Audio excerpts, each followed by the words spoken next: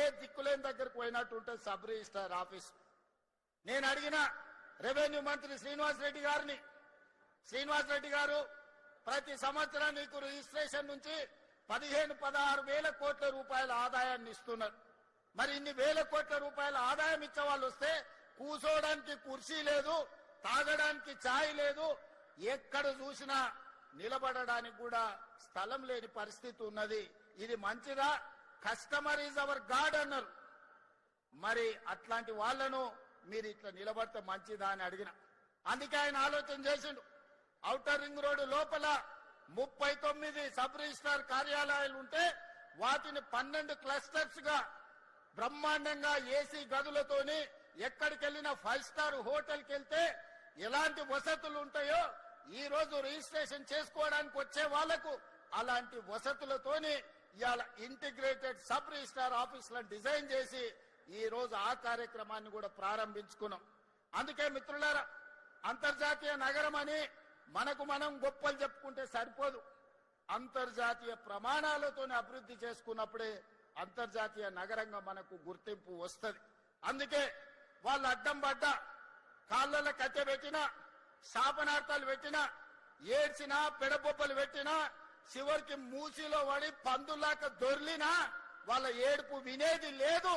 మనం అభివృద్ధి చేసుకునేది చేసుకునుడే, మనం రీజనల్ రింగ్ రోడ్ వేసుకునుడే, రేడియల్ రోడ్డు నిర్మించుకునుడే, భారత్ ఫ్యూచర్ సిటీ కట్టుకునుడే, కోహెడా ఫ్రూట్ మార్కెట్ ను పూర్తి చేసుకునుడే. ప్రతి అవసరాన్ని దృష్టిలో పెట్టుకొని ఈ రోజు ఈ రాష్ట్రం యొక్క అవసరాలను తీర్చుకుంటూ ముందుకు వెళ్లాల్సిన బాధ్యత మన మీద ఉన్నది. అందుకే ఇవాళ మిత్రులారా, మనం మంచి కార్యక్రమాలు చేసుకుంటున్నాం. మనల్ని చూసి ఏడ్చేటోళ్ళు ఎప్పుడు ఉంటారు.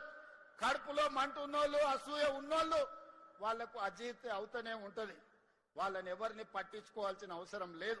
అందుకే ఈనాడు మంచి మంచి కార్యక్రమాలతో ముందుకు వచ్చినాం. వ్యవసాయాన్ని ఒకనాడు దండుగంటే వ్యవసాయాన్ని పండుగ చేసినాం. ఒకనాడు ఒరేసుకుంటే ఉరేసుకున్నట్టే అంటే ఈ రోజు ఒరేసుకున్న వాళ్లకు కనీసం మద్దతు ధరనే కాదు 500 రూపాయల బోనస్ ఇచ్చి దేశంలోనే అత్యధికంగా ఈ రబీ సీజన్ లో 1,41,000 మెట్రిక్ టన్నుల వరి ఉత్పత్తి చేసి దేశానికి ఆదర్శంగా నిలబడ్డాం. భారతదేశంలో ఉత్పత్తిలో 60% ఒక్క తెలంగాణ రాష్ట్రం నుంచే ఉత్పత్తి చేసి మన రైతుల యొక్క సత్తా చూపినాం. ఆ ఎల్ల ఏ ఊర్లో ఏ రైతు ఒడ్లు పండించినా ఇవి కాళేశ్వరం నీలే అని కూలేశ్వరరావు చెప్పేటోడు. మరి ఇలా కాళేశ్వరం కూలేశ్వరం అయిపోయి 3 ఏళ్ళు అయింది. సుక్క నీళ్లు కాళేశ్వరం నుంచి రాలే, సుక్క నీళ్లు గోదావరిలో లిఫ్ట్ చేయలే. మరి ఈరోజు దేశంలోనే అత్యధికంగా మనం వరి పండిస్తున్నాం కదా. ఇన్నాళ్ళు వాళ్ళు చెప్పింది అబద్ధమా కాదా ఒక్కసారి ఆలోచన చేయండి. 3 ఏళ్లలో 1,00,000 కోట్లు పెట్టి వాళ్ళే కట్టిండ్రు, వాళ్ళ కళ్ళ ముందరనే కూలిపోయింది. 1,00,000 కోట్ల రూపాయలు గోదావరిలో కొట్టుకుపోయినాయి. 1,00,000 కోట్ల ప్రజల సొమ్మును గోదావరిలో కలిపినోని అదే గోదావరిలో వాళ్ళకి తద్దినం పెట్టాల్సిన అవసరం ఉందా లేదా ఒక్కసారి ఆలోచన చేయండి.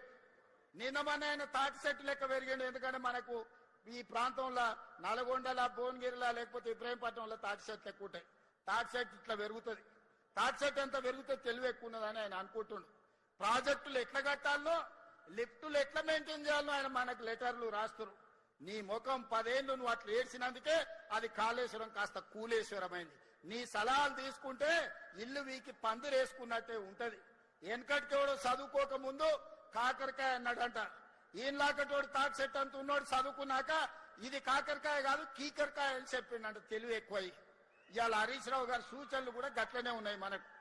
అందుకే అయ్యా హరీష్ రావు గారు, నీ దిక్కుమాలిన సలహాలు నీ మామకిస్తే నీ మామ నడువులు ఇరిగి ఫామ్ హౌస్ లో వండుకున్నాడు. ఇక నీ దిక్కుమాలిన సలహాలు మాకు తక్కువైనాయా? అందుకే నోరు మూసుకొని ఉండమని చెప్తున్నా. నువ్వు ఉండకపోయినా 94 నుంచి 2004 వరకు తెలుగుదేశం పార్టీ అధికారంలో ఉన్నది. 2004 నుంచి 2014 వరకు కాంగ్రెస్ పార్టీ వైఎస్ఆర్ 2 సార్లు ముఖ్యమంత్రి అయింది.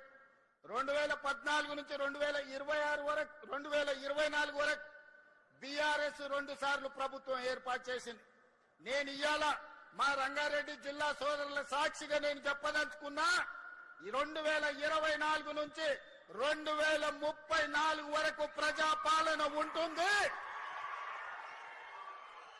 కాంగ్రెస్ పార్టీ అధికారంలో ఉంటుంది. అభివృద్ధి చేయడమే కాదు, సంక్షేమ పథకాలను అమలు చేసి ఆనాడు రేషన్ కార్డు ఇయ్యే ముఖం లేదు మీకు. ఇవాళ 15 లక్షల రేషన్ కార్డులు ఇచ్చినాం. రంగన్న ఇప్పుడే చెప్తుండు, ఓ ఊర్లో వెళ్ళి రేషన్ కార్డులు ఎవరికైనా లేవా అంటే అందరూ ఉన్నాయని చేతులు ఎత్తిరట.